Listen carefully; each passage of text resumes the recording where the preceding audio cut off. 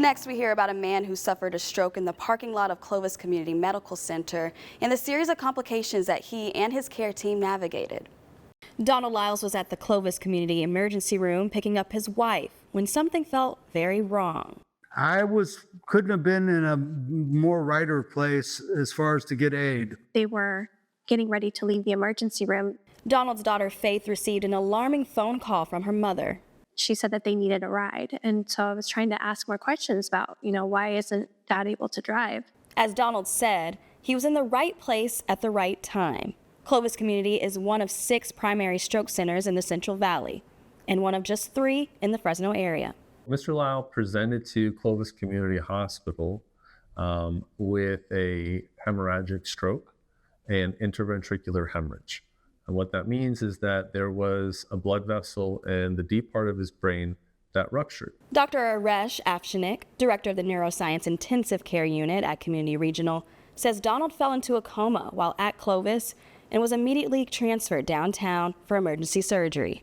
He had immediately an extraventricular drain placed, which is basically a hole drilled into the top of the head and a straw placed into that ventricular system to give that buildup of brain fluid another alternative to exit the brain.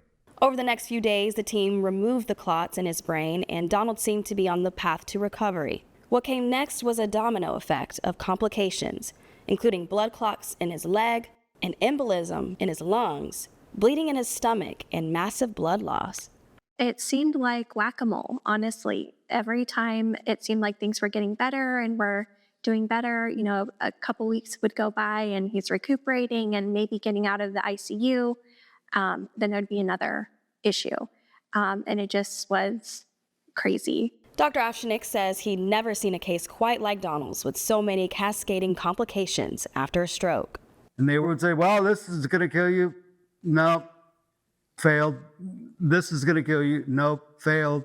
And I heard that 5 or more times. A number of specialists and care teams within community worked together to save his life. Every resource we had within Community Neurosciences Institute was caring for him. For a month and a half, they answered every challenge with the correct solution, and Donald's family was there every step of the way.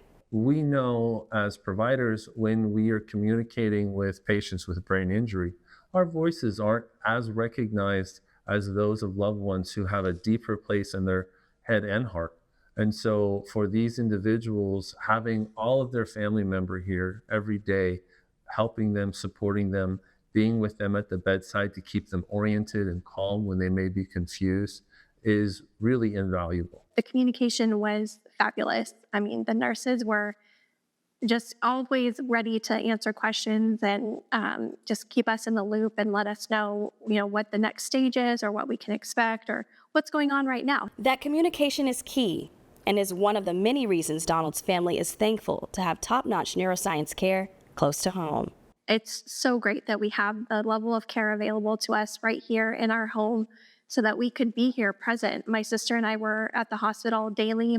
It's now been more than a year of recovery with no more complications. After a period of time, he was discharged to an assisted living facility where he was able to graduate and do more and more.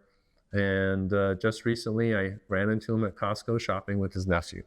So I think he's doing quite well. I did finally got a chance to thank directly Arash for the time and care and concern and effort that he put into me. He didn't know me from Adam. And that really speaks a lot about his principles.